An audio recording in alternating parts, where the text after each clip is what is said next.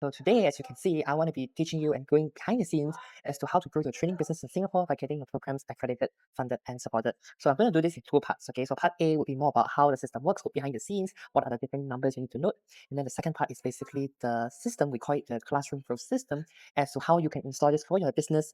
Take the diagnosis tool that we actually publish on this website at thelighthousecalendar.com, and very quickly identify what are some of your gaps to launch and getting your programs accredited, funded, and supported. I'm really, really excited for you guys. So if you have any questions, please feel free to put it in the comment sections or wherever you're watching this. Feel free to email us, WhatsApp me, chat up with me. My username is at @Value. But else, if not, let's get started. Okay.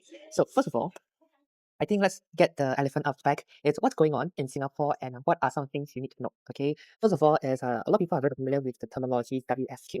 And of course, WSQ is the national accreditation. And for those who are trainers, ACLP, or for those who are familiar, okay, the WSQ basically follow a set of K and A statements, right? Your knowledge and ability statements. And when you're conducting it, at the end of the day, you need to be assessed, okay, on this against this K and A's, right? And once that is done, you'll be marked as competent or not yet competent. And depending on that, basically there's some recovery, whatnot. That's basically how WSQ programs are created. These are known as TSC codes that is published by the SkillsFuture, by TP Gateway and all those regulatory body and whatnot. Okay, so now a lot of people are like, oh, can I launch a new WSQ course?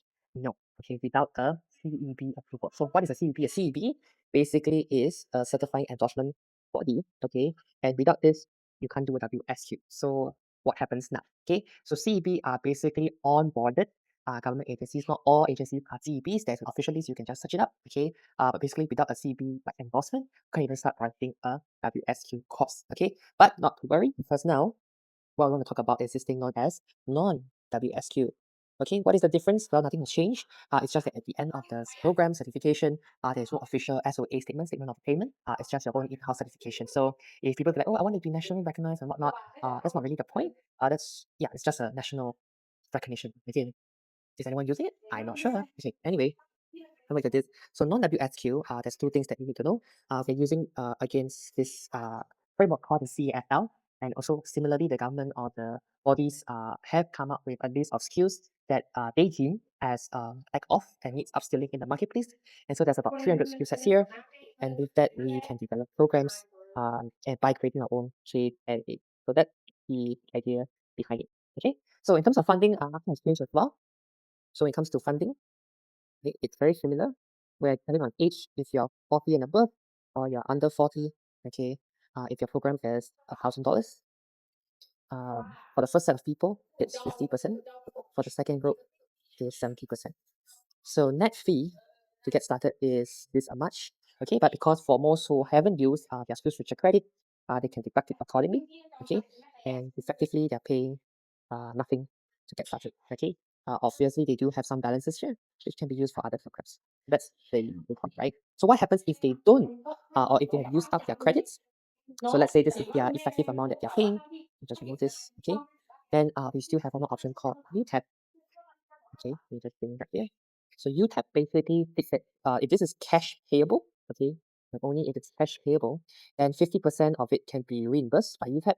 And there's a cap of $250 for 40 and below, and up to $500 for 40 and above. So for this case, 50% of 300 is 150.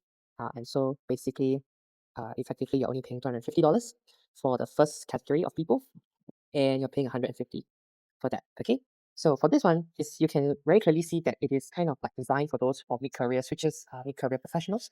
But then again, it really doesn't matter, especially if you're young, and you have a long time to kind of, earn this skill set, hone the skill set, and take it off from there, right? Money can be earned, yes. Okay, so with this said, right, the best part is that, especially for this UTAP part, if your program is AI, so if we teach AI, like for example, we have a Claude AI, Canva with AI, Canva, Canva, Claude, ChatGPT, whatsoever, uh, whatever the subscription is, you can also claim 50% of the subscription fee. This is mainly for those who are above 40 and above because of their balances. But just take note because you see you have 500 minus 150, you have 350, right?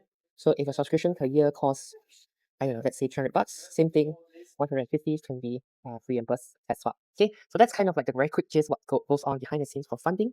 But there's one thing that most people don't talk about, which is the 5 key factors in getting your program accredited, or I would say getting your RTP registered. Okay, so in Singapore we use interchangeably these two terms: RTP registered training provider or approved training organization.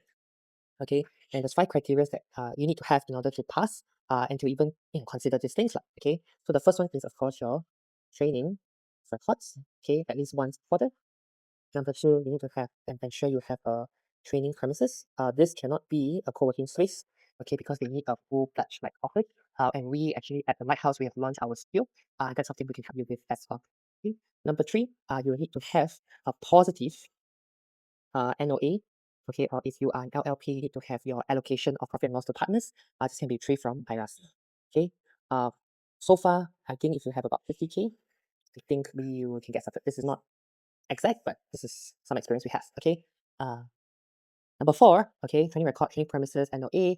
This is one of the killer ones. Is you need to have need validation, okay, of your program. What they're looking for is one is what are the formal pedagogy and methodology of your workshops. Like how do you come up with this program? Do you have a formal assessment plan? Do you have case studies? Okay, learners feedback. Okay, do you have feedback? Do you have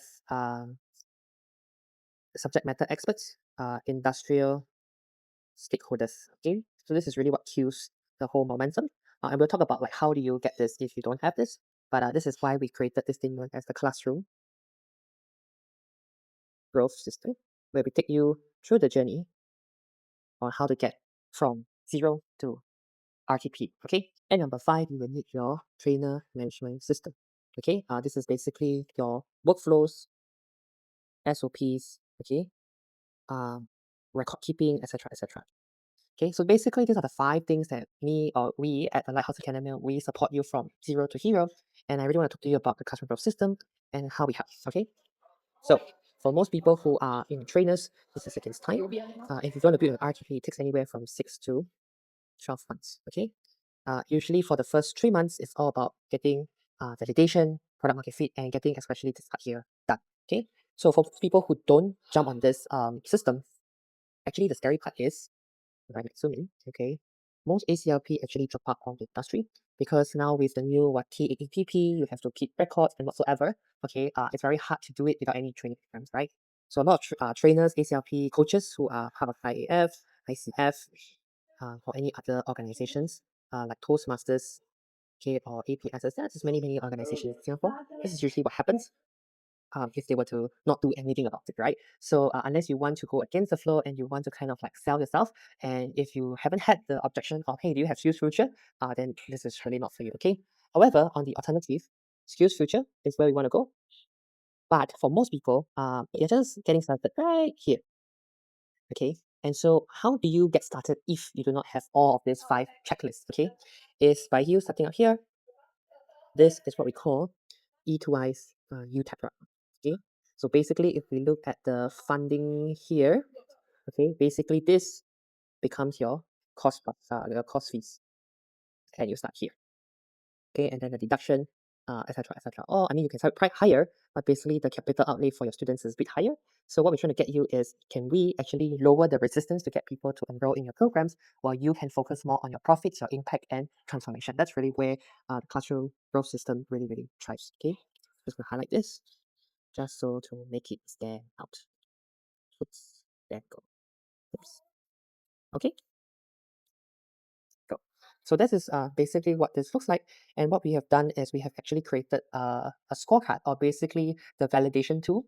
And if you just click on check your eligibility, it basically gets you to fill up your yes/no questions on basically what is it that you need to prepare in order to be eligible for funding. Okay, so you can just go to the website lighthouseacademia.com, and then everything is DIY, self-automated. Okay, so if you have any questions, go there. And that's basically the first part of this video. Okay.